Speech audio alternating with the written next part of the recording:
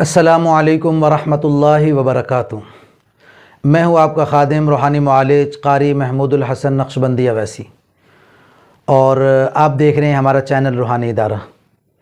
आपसे दरख्वास्त है कि अगर आप पहली मरतबा हमारा चैनल देख रहे हैं तो आप सबसे पहले हमारे इस चैनल को सब्सक्राइब करें और उसके साथ ही बेल आइकन का बटन लाजमी दबा दें ताकि हमारी वीडियो सबसे पहले आप तक पहुँचे। आज का हमारा मौजू है बालों पर जादू करना। अमूमन ये ख़वातीन को शिकायत रहती है, आजकल तो मर्दों को भी इस पर शिकायत है कि उन मर्दों के सरों पर से भी बाल आजकल गायब होना शुरू हो गए हैं। तो बहरहाल ख़वातीन का मसला असल मसला है, इसलिए कि अल्लाह रब्बुल आलमीन ने औरत का हुस्न सर के बालों में रखा है। तो बाल जैसे अच्छे होंगे, मज़बूत होंगे, लंबे होंगे तो यकीनन ये ख़वातीन के हुस्न में ज़्यादती का सबब है। और अगर बालों में कोई मसला बन गया तो बाल गिरना शुरू हो जाते हैं, बाल टूटना शुरू हो जाते हैं। तो ये आजकल का एक बहुत बड़ा मसला है। तो उसके लिए गुजारिश ये है कि इसमें ना हमारी ख़वातीन बहुत गफलत बरतती हैं। जब वो सर पे कंघी करती हैं अपने बालों को संवारने के लिए, सफाई के लिए, तो बाल निकल आते हैं। वो जो बाल निकलते हैं तो ये ख़वातीन इन बालों को बाहर फेंक देती हैं।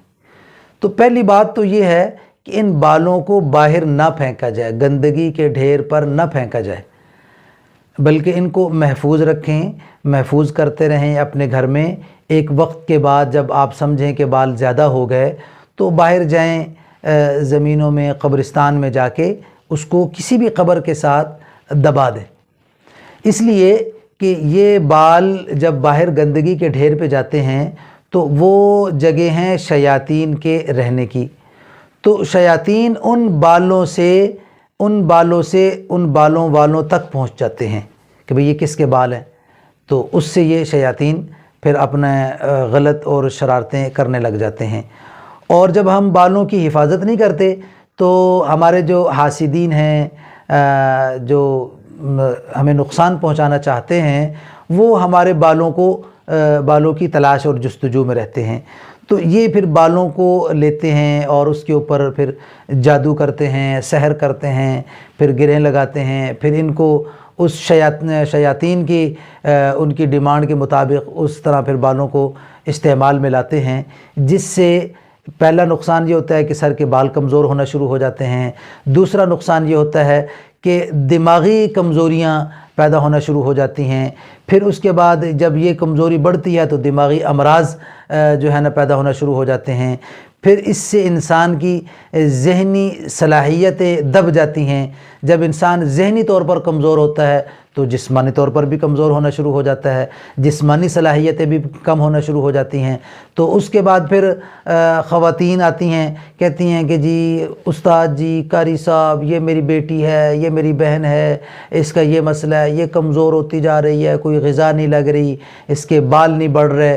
तो अब इतनी देर के बाद जो आपने महसूस किया, तो अब हम आपकी खिदमत में दरख्वास्त पेश कर रहे हैं कि आपने जो इतने अरसे के बाद आना है मुआलिज के पास, तो आप अभी से अपने बालों की फ़िक्र करें, अपने बालों की हिफाजत करें। कभी भी अपने बाल किसी को मत दें, किसी को भी मत दें।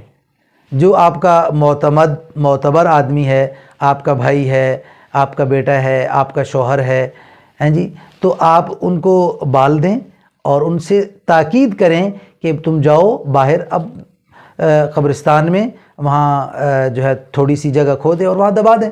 2-4 दिन, हफ्ता, महीना, इतना ही होता है। तो उसके बाद जो चीज़ दबा दी जाती है वो आदतन ख़त्म हो जाती है। तो लिहाजा इसको बालों को कूड़े के ढेर पर फेंकने की बजाय, गंदगी की जगह पर फेंकने की बजाय, गंदे नाले में फेंकने की बजाय इसको दफन कर दिया जाए। अगर आपके सहन में जगह है, आपका सहन कच्चा है, दरख्त लगे हुए हैं, तो फिर तो बहुत अच्छी बात है। अगर दरख्त है तो उसके दरख्त की जड़ों में आप दबा दें। घर का सहन है तो दीवार के साथ थोड़ी सी जगह खुदाई करके खोद के वहाँ दबा दे। तो करने वालों के लिए कोई भी काम मुश्किल नहीं है। نہ کرنے والوں کے لیے بہانے ویسے ہی بہت ہوتے ہیں۔ سستی نے تو ویسے ہی ہمیں جو ہے نا ہماری زندگی کی خوشیاں چھین لی ہیں، ہماری زندگی اجیرن بنا کے رکھ دی ہے، لہٰذا سستی ختم کریں، اپنے بالوں کی خوب حفاظت فرمائیں۔ اللہ تعالیٰ آپ کا حامی و ناصر ہو۔